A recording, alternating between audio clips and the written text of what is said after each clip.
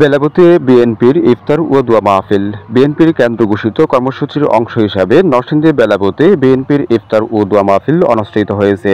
বিনাবাদ ১, ২ ও ৩ নং ওয়ার্ড বিএনপির উদ্যোগে এবং বিনাবাদ ইউনিয়ন বিএনপি ও অঙ্গ সংগঠনের আয়োজনে শনিবার ১৫ মার্চ উপজেলার বিনাবাদ বহুমুখী উচ্চ বিদ্যালয় মাঠে উক্ত ইফতার মাহফিল অনুষ্ঠিত হয়।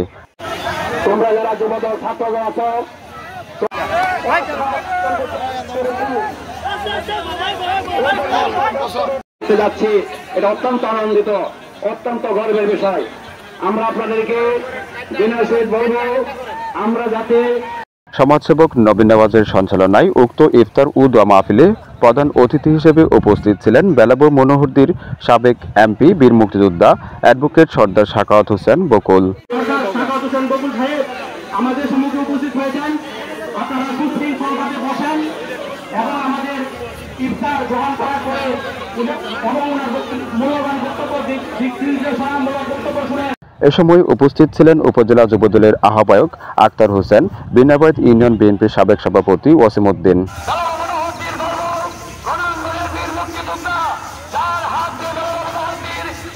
যাচ্ছি, এটা অত্যন্ত আনন্দিত, অত্যন্ত গর্বের বিষয়। আমরা আপনাদেরকে দিনের সহিত বলবো, আমরা যাতে বেলাব উপজেলা প্রাথমিক শিক্ষক সমিতির সাধারণ সম্পাদক মোহাম্মদ মোসেফ আকন্দ, বিনাবাদ ইউনিয়ন বিএনপির সাবেক আহ্বায়ক আব্দুল হান্নান, সমাজসেবক সিনতাজ মোহাম্মদ সালমান, বিনাবাদ ইউনিয়ন যুবদলের সাধারণ সম্পাদক পদপ্রার্থী ফারুক আহমেদ সহ স্থানীয় নেতাকর্মীরা উপস্থিত ছিলেন।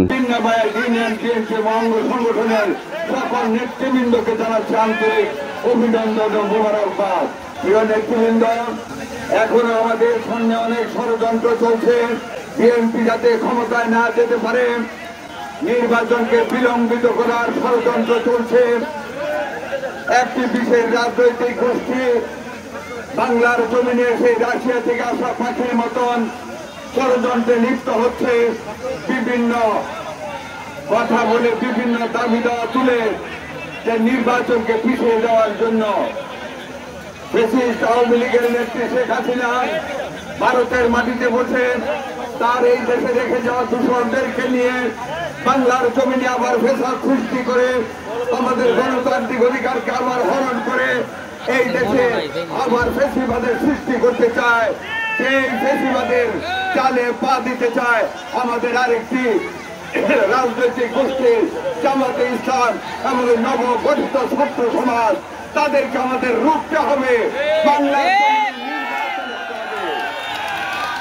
আগামী ডিসেম্বরের মধ্যে বিএনপির দাবি অনুযায়ী আমাদের নির্বাচনের দিন তারিখ ঘোষণা করতে হবে। কোন ষড়যন্ত্রের কাছে বিএনপি মাথা নত করবে না। ওই ভারতীয় আধিপত্যবাদের ষড়যন্ত্র, যেই ষড়যন্ত্রের জালে বাংলার জমিনে থেকে যাওয়া কিছু ফ্যাসিবাদের দূষণরা যদি ষড়যন্ত্র করে আমাদের নির্বাচনকে বিলম্বিত করতে চায়, আমরা এই তত্ত্বাবধায়ক সরকারকে হুঁশিয়ারি দিয়ে বলতে চাই, বিনাবাদের মাঠের দিকে তাকান। প্রত্যেকটা ইউনিয়ন থেকে জনতার দল চলবো ঢাকার দিকে।